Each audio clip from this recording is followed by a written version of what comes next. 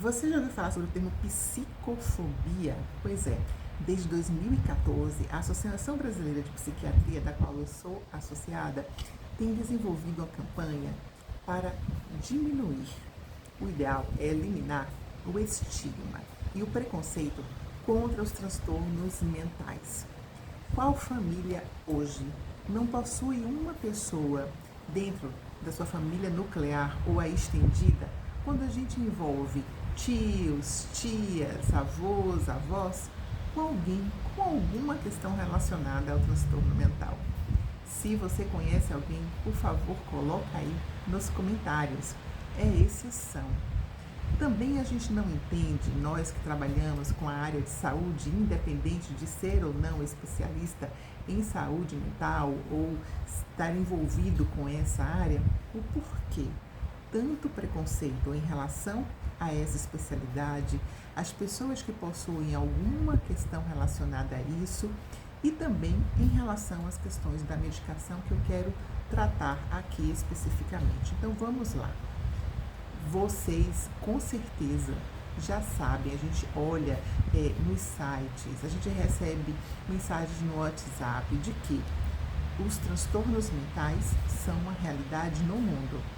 Quem já não ouviu falar sobre dependência química, como alcoolismo, drogas, transtornos no impulso, sexo demais, compras demais, uso de medicamentos de forma desregrada, ou depressão leve, moderada, grave, ansiedade, transtornos de déficit de atenção e hiperatividade, enfim, são vários os nomes e às vezes muitos hiperdiagnosticados, outros com não diagnósticos, bipolaridade, esquizofrenia, enfim, são muitos os termos.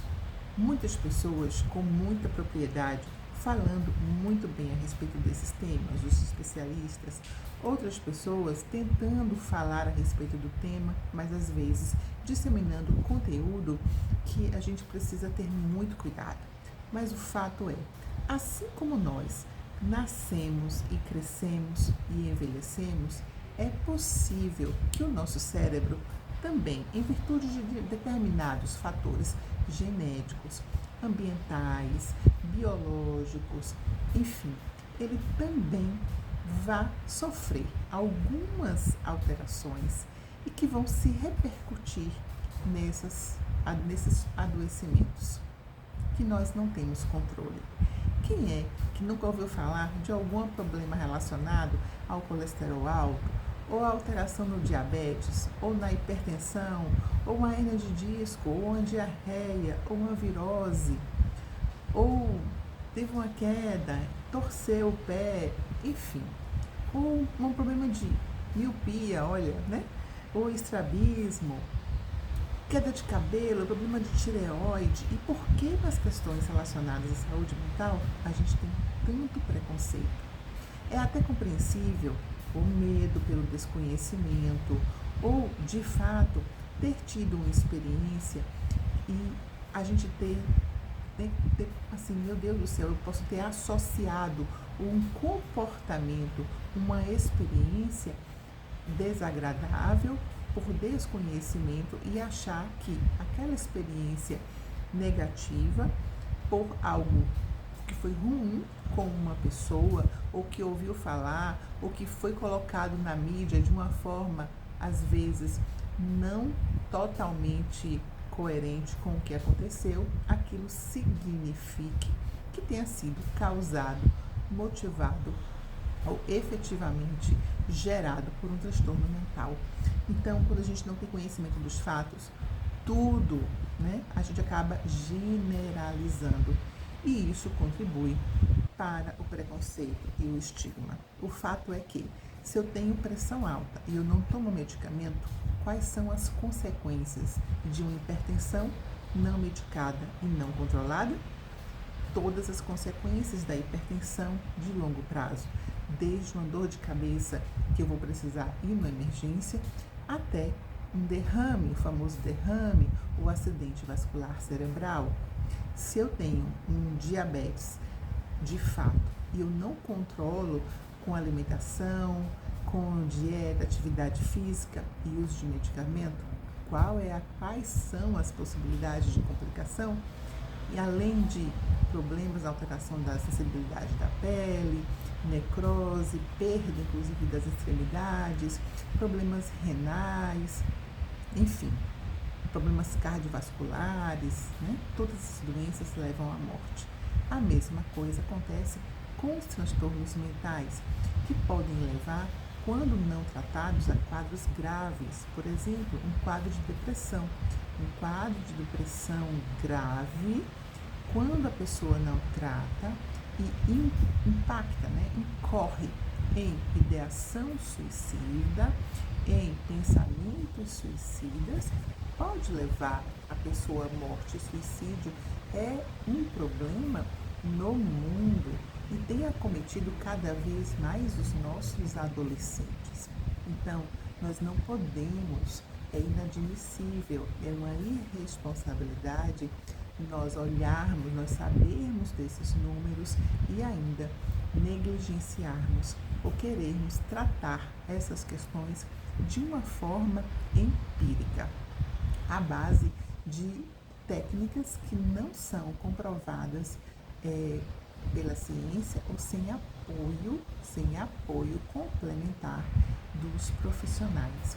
E eu vou trazer para vocês aqui alguns dados, vou olhar aqui no meu computador, né? Nas mulheres, o que é que tem acometido bastante as mulheres? Os quadros depressivos, os medos, as fobias, às vezes transtorno de ansiedade tem como causa os traumas, os medos.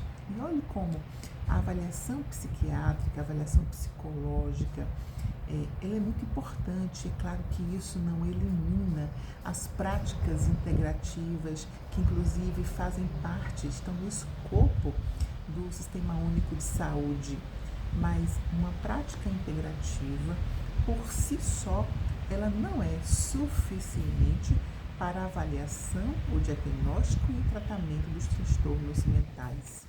Elas são complementares. E eu aqui não vou entrar no mérito do que é cientificamente validado, do que não é, uma vez que ela está no rol do Sistema Único do SUS, elas estão oferecidas para a população. Mas eu estou chamando a atenção de vocês é que nos transtornos mentais nós precisamos de uma avaliação médica e do acompanhamento psicológico sempre. Então, nas mulheres, os quadros depressivos, as fobias, o estresse pós-traumático e até porque, imagine o nosso país, onde as mulheres ainda são vítimas de violência doméstica, violência física, psicológica, moral, sexual, financeira. E isso não gera só uma ansiedadezinha, não gera só um estressezinho, não gera só uma tristezazinha. Isso leva a traumas, muitas vezes, para o resto da vida, quando não abordados de forma séria e precocemente. Então, o estresse pós-traumático tem a ver com quadros de exposição crônica a situações de violência. E Ana, o que é que isso tem a ver com o trabalho? Essas pessoas, as mulheres e os homens, eles são ativos na nossa sociedade. A gente não tem pessoas que têm hipertensão que não trabalham. Nós não temos pessoas que têm infecção urinária que não trabalham. Nós não temos pessoas que possuem dores nas costas que não trabalham, ou que têm dores de cabeça que não trabalham, ou que têm cólica e não trabalham. Nós temos também pessoas com quadros com depressão e que trabalham, e muito bem. Pessoas que possuem transtornos de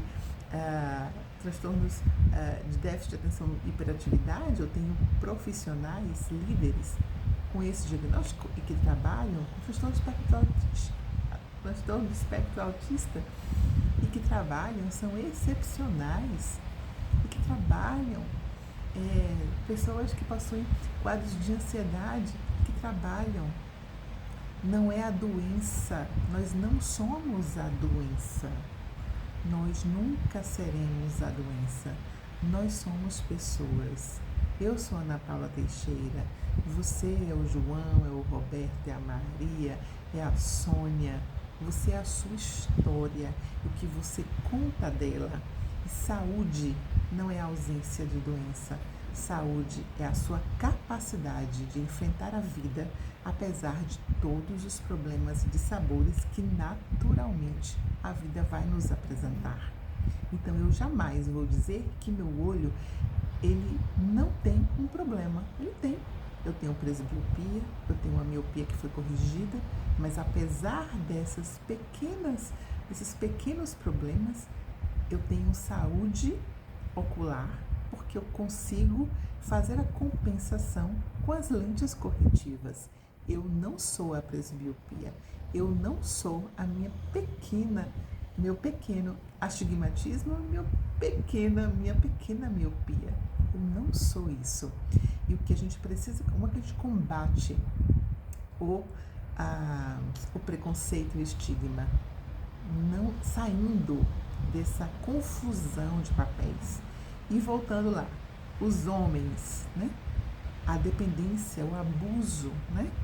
O uso de substâncias, principalmente o álcool em nosso país, os quadros depressivos, sim, mesmo que eles muitas vezes não manifestem da forma como as mulheres, e o medo, homem tem medo, muitas vezes que isso seja manifestado com raiva, com explosão, com mudanças de comportamento. Então, isso não é mimimi, isso não é frescura, são dores que talvez você não perceba, não sinta, mas alguém muito próximo de você tem, e é importante que a sua capacidade empática, que eu espero seja desenvolvida, ajude, apoie essa pessoa a buscar uma orientação multidisciplinar. Espiritualidade, para quem tem, independente da religião, é fundamental. Ela é essencial para qualquer tipo de problema de saúde que a pessoa tem. Na saúde mental, também. Ela é excepcional, ela é fundamental. Lembrando que a saúde mental, ela não é separada da saúde do corpo cada vez mais. Os estudos mostram que está tudo interligado. E os estudos, por exemplo, da depressão, mostra que é todo um processo inflamatório, né? Quem tem, por exemplo, alterações como diabetes, que é um processo inflamatório do corpo, isso aumenta as chances de quadros depressivos, assim como tem quem são os grandes obesos também, porque existe uma mudança no sistema metabólico.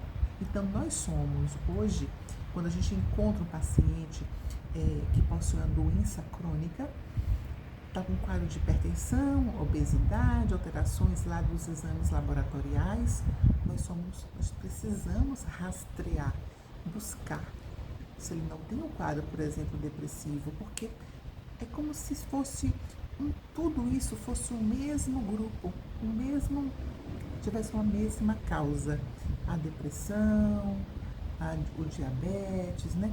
Tudo fruto de um mesmo processo inflamatório crônico. Então, o futuro tem muita coisa ainda para ser descoberto.